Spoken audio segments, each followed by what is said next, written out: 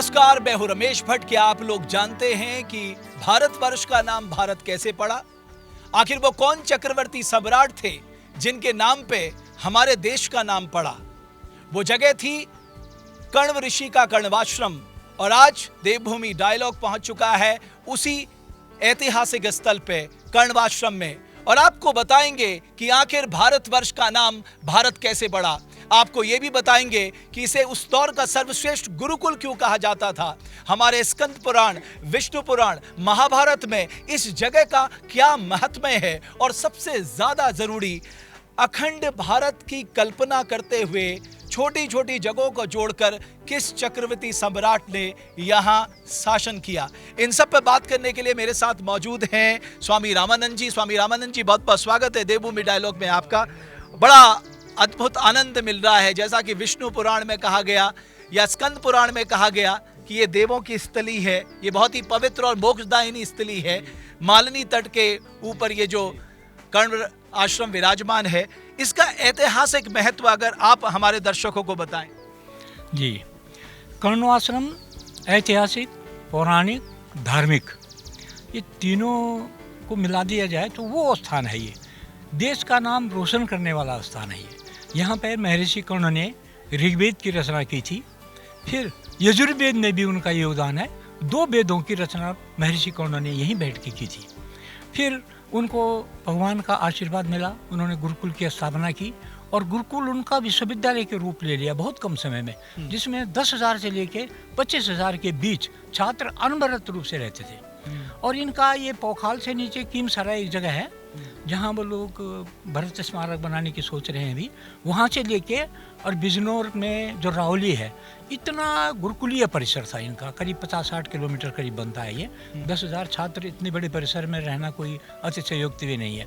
तो इतना भव्य उस टाइम पे था ये। द्वापर के चौथे चरण में थे महर्षि कर्ण। फिर इन्होंने महर्षि विश्वामित्र की पुत्री जो मेनका से थी, शकुंतला नाम जिनका पड़ा था, उनकी परवरिश की थी यहाँ पे। भाई किशोर अवस्था तक उनको यहाँ गुरुकुल में शिक्षा भी दी। जब उन्होंने गंधर्व विवाह किया यहाँ पे, उस टाइम महर्षि कर्ण जो थे, राजा दुष्यंत से गंधर्व विवाह किया। हाँ जी, गंधर्व विवाह किया उनसे। तो उसके बाद वो तीर्थ थे उस टाइम पर महर्षि कर्ण जी। फिर इन्होंने यहाँ आकर के शकुंतला का विधिवत जो है उसको अपने ससुराल भेज दिया। अब वहाँ क्या हुआ ये तो बाद की बात है, लेकिन उनके पुत्र की जो जन्म वो इस स्थान पे हुआ था। हाँ, और यही उनका बाल्यकाल बीता था। बाल्यकाल यहीं पे बीता है। उन्होंने शिक्षा भी यहीं पाई।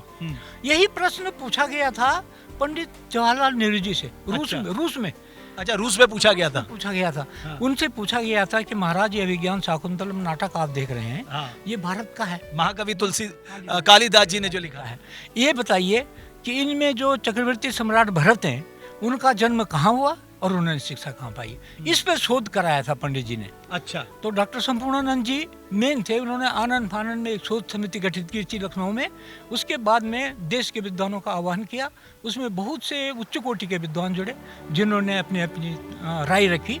लेकिन एक विद्वान जो वानप्रस्थ हो गए थे, श्रीनिधि सिद्धांत अलंकार उनका नाम था। उनका जो शोध प्रबंध था वो सर्वसम्मति से स्वीकार किया गया, और उन्होंने सिद्ध किया था कि ये स्थान कण्वाश्रम है। ये यहाँ पर स्मारक जो है ना, ये श्रीनिधि सिद्धांत अलंकार की सलाह पे बनाया गया, और उत्तर प्रदेश से फंडिंग हुई थी इसकी। लेकिन ज्यादातर लोग जानते हैं ना, सिंह सावक के दांत गिनते भरत की वो तस्वीरें आज भी आंखों में रहती है। जी, वो यहाँ पर ऐसा था।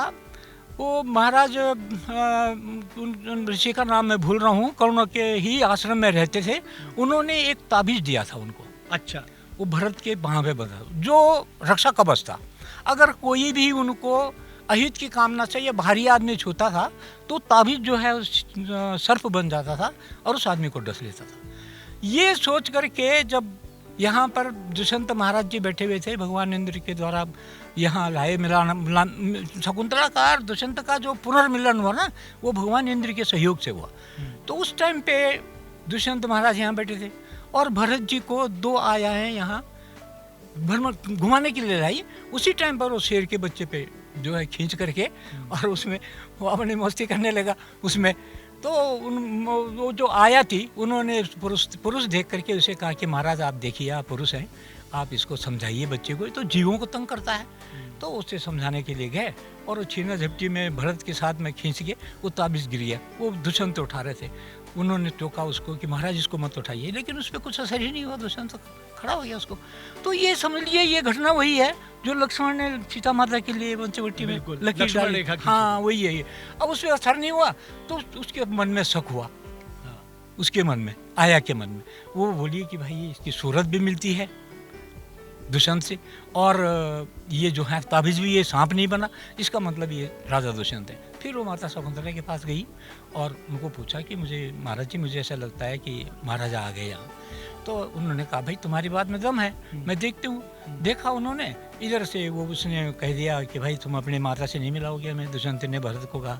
बीच में जाके वो मिल गए, ये इस तरह से मिलन हुआ था। उस टाइम पर उसने शेर के दांत गिन रहे थे उसमें। अच्छा। हाँ उस टाइम गिन रहा था वो शेर का दांत। एक ये भी तो कहा जाता है कि जो लोग बद्रीनाथ केदारनाथ जाते थे उनका पहला पड़ाव ये था। बिल्कुल ये सही भर ये जो मैंने ब्रह्म पुराण था उसमें हर पुराण में ये इनकी स्टोरी है, उसमें स्पष्ट लिखा हुआ है कि जब नर्मदा नदी के तट पे इनको माता जी के दर्शन हुए थे महर्षि कर्ण को, उन्होंने ही इनको प्रेरित किया था कि आप बद्रिकाश्रम जाने के रास्ते में जो पहला पड़ाव है वहाँ पे नारायण का ध्यान करें।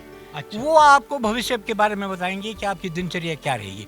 तो माता जी अंतर्धान हो गई, कर्ण बाबा नर्मदा तट से सीधे यहाँ के नारायण का ध्यान किया, यहाँ नारायण के दर्शन किए थे उन्होंने। और इसीलिए इसको बहुत ही पवित्र और पवित्र स्थान मेरे लिए तो ये सिद्धपीठ है, और मेरे लिए तो ये क्या कहना चाहिए, मैं तो ये कहता हूँ कि सर्वोत्तम स्थान है ये। बिल्कुल मेरे लिए स्वर्ग के सदृश है। और महाकवि कालिदास ने अभिज्ञान शाकुंतलम की जो अमर रचना की थी, कहा जाता है वो राजा दुष्यंत और शकुंतला के प्रेम को दृष्टिगोचर करते हुए रखी थी। लेकिन इतना ऐतिहासिक स्थल, इतना पौराणिक महत्व वाला स्थल, लेकिन क्या जिस स्थल की वजह से हमारे देश का नाम पड़ा, उस स्थल का क्या स्वरूप होना चाहिए, उस स्थल पे अगर देश दुनिया से लोग देखने आना चाहते हैं कि भारतवर्ष का नाम किस स्थल के आधार पे पड़ा, किस राजा के आधार पे पड़ा, तो कम से कम सरकारों को, प्रशासन को यह समझना होगा यह ऐसा स्थल है, ऐसा पौराणिक, सांस्कृतिक, आध्यात्मिक स्थल है, पवित्र स्थल है। इस स्थान का स्वरूप कैसा होना चाहिए, ये सबके लिए सोचने का विषय है।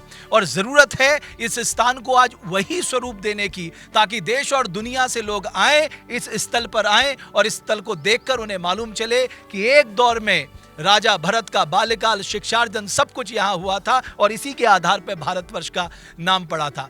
हमने एक छोटा सा प्रयास किया है संपूर्ण देश को यह बताने का कि देवभूमि उत्तराखंड में कर्णवाश्रम वो स्थान है जिसके नाम पर आगे चलकर भारत का नाम पड़ा। तो भारत के नामकरण की कहानी है उत्तराखंड। ये छोटा सा प्रयास था। उत्तराखंड से जुड़े ऐसे ही प्रयास देवभूमि डायलॉग आगे भी आपके लिए लाता रहेगा। बहुत बहुत धन्यवाद आप सभी का।